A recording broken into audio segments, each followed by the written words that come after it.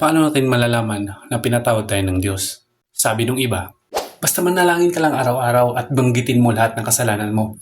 Okay na yan. Sabi naman nung iba, basta buong puso kang humingi ng tawad sa Diyos. Okay na yan. Yes, tama po. Dapat sincere. Pero kulang po yan. Di ba ang paghingi ng tawad sa Diyos ay sa pamamagitan ng pagpanalangin?